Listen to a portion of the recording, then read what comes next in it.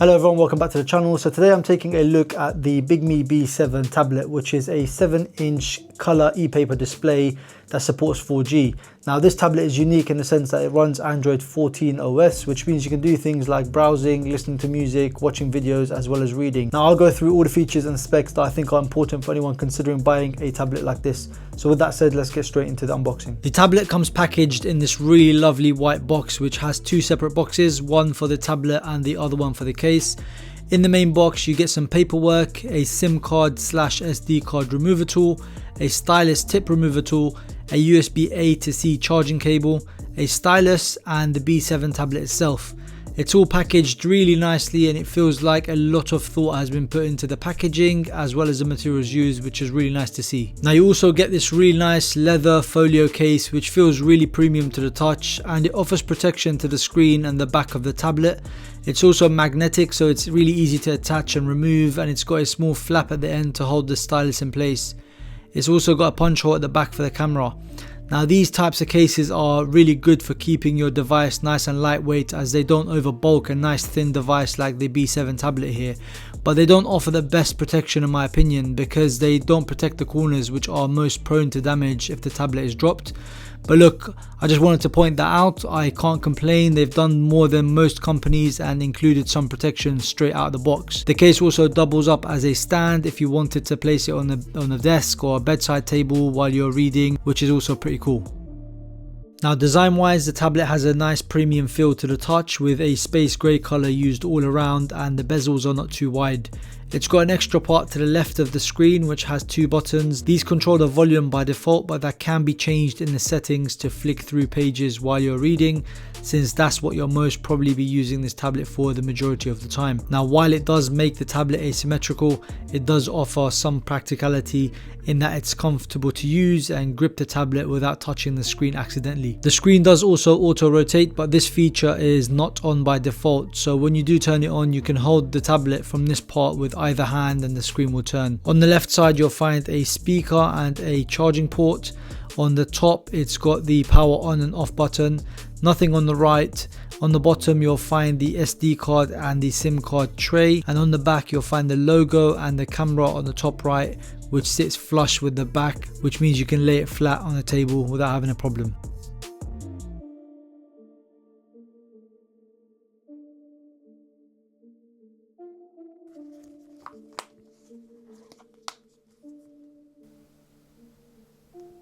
It weighs approximately 215 grams and measures around 156 by 138 by 5.8 millimeters, so it's very thin and reasonably light for a 7-inch device. Now that means it's comfortable to hold in one hand for reading sessions and casual browsing, and the larger form factor gives more screen real estate than a typical 6-inch e-reader. Now because of that size and weight, I think it strikes a good balance between portability and usability. Now I like that you get a proper size stylus, which makes it more practical for note taking as it's more comfortable to hold compared to a smaller sized one. It attaches magnetically to the tablet facing down only, which I found a bit weird, and it also charges wirelessly, so you don't have to worry about charging it separately from the tablet. The writing experience is nice since the tip is quite narrow. However, while it's comfortable to use, it does feel flimsy and would easily break. Now having said that, it should be fine as long as it's handled with care. According to the manual, the stylus supports 4096 pressure levels, which makes it quite capable for note taking and annotation. So if you're someone who likes to mark up PDFs, sketch ideas, or write by hand, this device has legitimate support for that. Now the benefit that this tablet brings with the inclusion of a stylus combined with the ePaper screen is of course less eye fatigue during long writing and reading sessions compared to a typical backlit tablet. Now overall I found the pen effortless to use, and it feels a lot more like writing on paper compared to writing on a glass display. I had one issue though. When I used to rest my palm on the display while writing, I got a lot of glitching and the stylus would leave gaps in words or pictures that I was drawing, for example. However, with the latest update that I've installed, they seem to have sorted that out and it's currently working just fine for me. The B7's display is one of its standout features. It uses a 7-inch color ePaper panel which delivers a paper-like look and very low eye strain, which is great if you're someone who's really conscious about constantly using technology and worried about their eyes. The resolution for black and white content is 1264 by 1680 pixels, with around 300 pixels per inch, so text looks pretty sharp, especially for an e-reader. For color mode, the spec sheet shows 632 pixels by 840 with about 150 ppi. Now it runs Android 14, so you can install apps via Google Play, which is a great addition if you just want to use this as a main device and you don't want to have to carry around your phone as well. Now under the hood, it features a MediaTek MT6765, which is an octa-core 2.4 GHz processor. It also has 8 GB of RAM and 124 GB of storage, which is expandable via micro SD. Now the additional RAM compared to the previous model is great if you want to have multiple apps open, if you're doing any multitasking and you quickly want to switch between apps, so that's great. Now on paper, the display plus the additional capabilities make this device far more versatile than any standard e-reader in my opinion. Considering this is not a typical tablet you'll find on the market, it's just an e-reader essentially with additional features.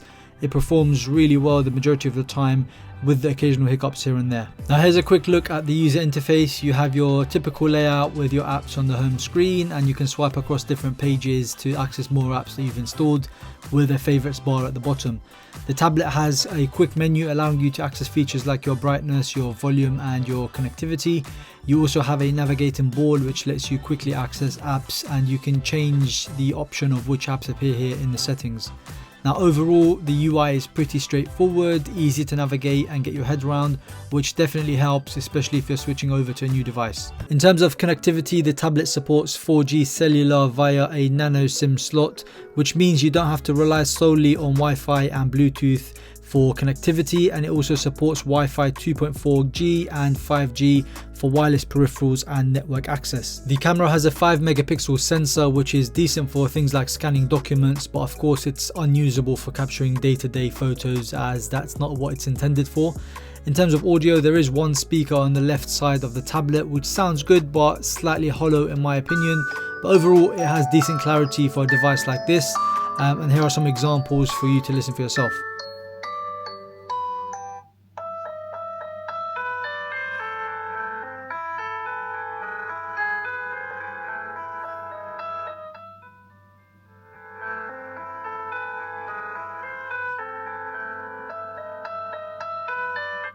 This is no ordinary letter.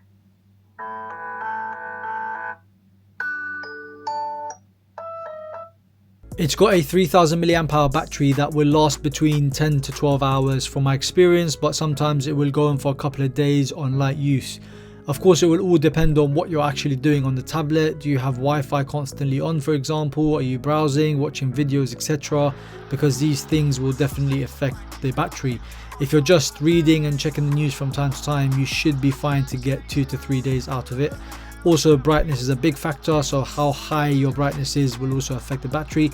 But overall, personally, I've found the battery consistent and I've not had any issues with it at all. The B7 tablet comes in at a price of $225.99 at the time of recording. Now, I think that's quite a competitive price in my opinion for the specs that you get and the fact that you get a case and a stylus straight out of the box. For reading ebooks, PDFs and comics, I found the 7-inch size is great and the color ePaper screen is excellent. The high resolution for monochrome content ensures crisp text, and the color mode adds versatility for graphic rich content like comics. The panel has minimal glare, low eye strain and good readability in sunlight. The aspect ratio for comics is something to bear in mind though. Because of the design of the tablet, comics don't perfectly align, but I personally didn't see that as a problem or a deal breaker in any way. If you're a student, researcher or just a heavy reader, then this device works perfectly. Now, while listening to music through the internal speaker might not be the greatest, you can always connect headphones or earbuds via Bluetooth, and with the 8 GB of RAM, you'll have a nice experience easily flicking between different apps to change tracks and make notes. For watching videos, you will need to make sure you're in video mode in the e-ink center to ensure you get a higher refresh rate, especially for fast moving content. That said, it's not the best experience, so if you're someone who wants something for constant content consumption, you may want to look for a traditional LCD or an AMOLED tablet.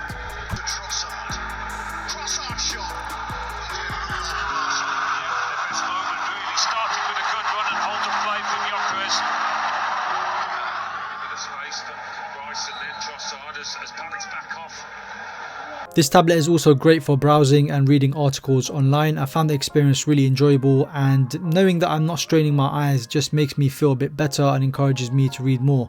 Now don't forget that you can also make calls and message people, as this tablet has 4G capabilities, so you can install something like WhatsApp and other apps and keep in touch with family and friends without feeling the urge to access other apps and doom scroll for hours. Now in terms of things to improve, I do think that having the charging port on the side of the tablet is just a bit silly, because you have to take the tablet out of the case in order to charge it. It just felt a bit weird to me. I don't know why it's there, but there probably is some sort of hardware design reason for this. Also, the stylus only magnetizes one way, and it always felt like it was the unnatural way for me, so I'd want to put it upwards, but I have to face it down after writing for it to magnetize properly. And the magnets themselves don't feel too strong.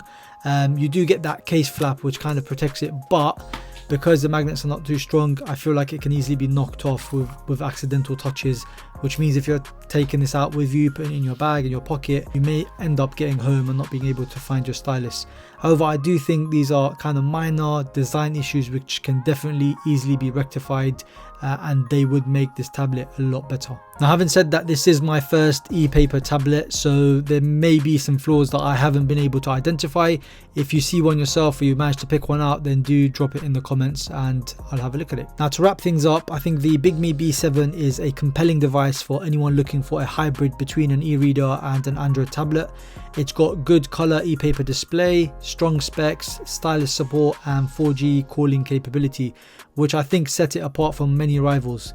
If your usage revolves around reading, note-taking, productivity on the go, and you value low eye strain, then this is a very strong pick. On the flip side, if you primarily watch high frame rate video, you game a lot, or you demand ultra high refresh visuals, then this is probably not for you. If you want to check out the product for yourself, then I'll drop a link in the description below. Thank you very much for watching. Don't forget to like and subscribe, and I'll see you on the next video. Peace.